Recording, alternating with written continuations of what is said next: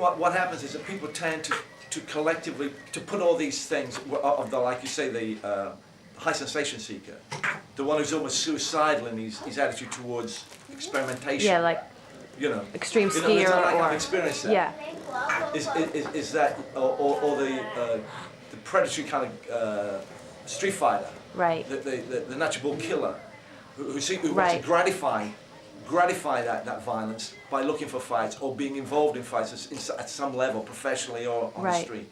Or the person the who just emergent- finds themselves in a Or the guy situation. finding himself in a situation, or a woman finding themselves in a situation where they have to act spontaneously to save somebody's life, Yeah. without any thought of themselves or whatever, the consequences to themselves.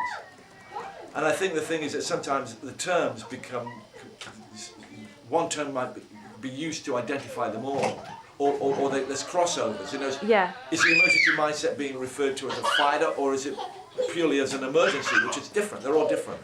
The base fight, there's evidence to suggest that people who engage in high-risk activity are more likely to be able to deal with any other form of high-risk activity. If you crashed in a plane, Right. the base jumper is probably more likely to be able to take control. Could that be because they're familiar with They're this? familiar with risks, and they're familiar with scanning for cues and acting decisively on very little information. Yeah. So Yeah. it's that mindset. And as somebody who's kind of experienced all three of those things at some level, I don't want to break your thought before you say it, but at some point, could you talk about some of those different experiences specifically? What are the different ones? Let's say, well, it's documented. I know it's on the site, but I've talked about just it on the site briefly. when I was a kid, going through monsoon dishes and doing drain dives, so that when the water's rushing through, you go through a drain about 20 feet, be about just big enough for you to fit through in the monsoon and Yeah. pop out the other end. Great experience, but if something was in there, You're dead. Yeah. Like Nairobi, driving along past cars, closing my eyes, going Yeah. past cars, just to get the experience, or to see if I was daring enough to do it. So that's the high sensation seeker. Yeah, or standing in the road. It was, as I say, there wasn't anything like base jumping around it. Right. Well, for me in those days. It's sort of poor man's base jumping. Poor man's high Let me experience. just move this baby. How do you get a big thrill on a Saturday night or whatever it is? Standing in the middle of the road and making cars go round you. That kind of crazy fucking experience. Or one section on Waterloo Bridge when the Union Jack Club was there, walking over the end of it, and everybody's screaming for you to get down because if you fall, You're on the handrail. You're in the water. Okay, so that's the one lot. That's the one lot. That's the one lot. And what about the other ones, like what about the the fighting. fighting is obvious. We all know about that. Just lots But what about the emergency stuff, like the horse and emergency stuff is basically seeing a situation where a horse is on a gate, and a bar gate. so he's got his legs on one side. He's across it. He's reared at the gate when the girls were feeding him, and he's come down onto the gate. And you can't get him off. Yeah.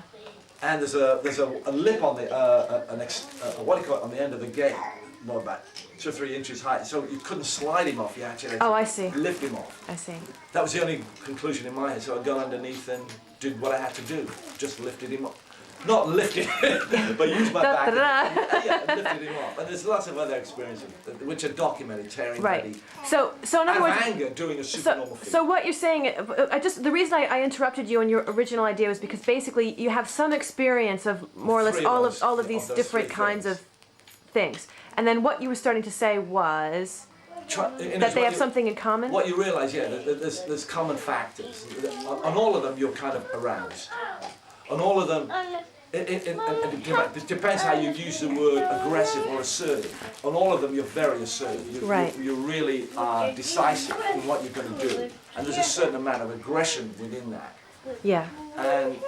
And obviously as a fighter, you're violent. Now you're not violent if you're going to save somebody's life. Yeah. But there's that kind of if you're looking at a chemical, you'd be looking at something which is providing you with that, about the chemical cocktail of dopamine, testosterone, adrenaline, noradrenaline, cortisol, So and endorphin.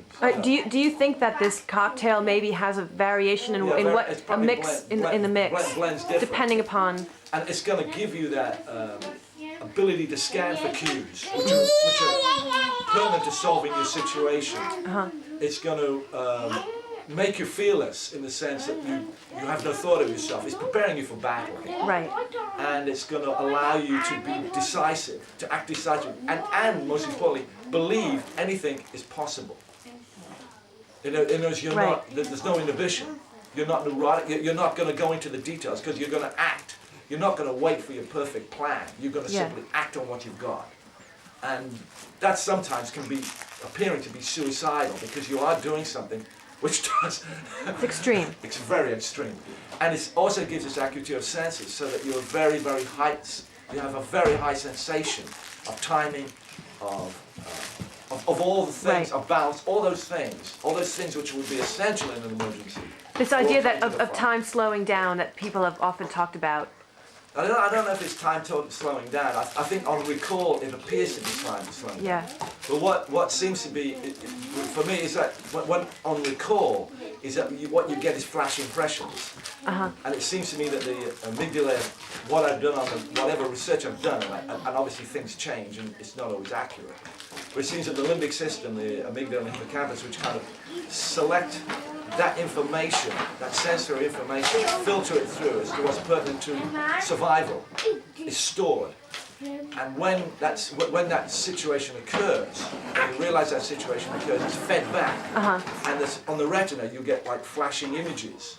It's like, so, you're not seeing the situation in your visual impression as something which plays back as a film, but you're seeing it as flashback, as flashes. Rather like Yeah. when you recall an event which has been highly stressful, you're getting flashbacks Yeah. to the situation.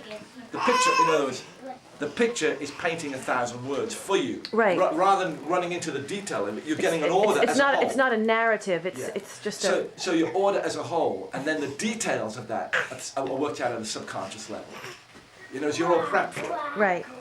And it's, and it was at that time when I burnt my hand, I pulled my hand off the stove. For that moment, I was extremely angry that I'd done it. And the rage in me, because of the pain, I just struck out of the milk bottle, which was standing there, and it just shattered. Yeah. But I suddenly realized I had the impression of doing that the very moment before I did it.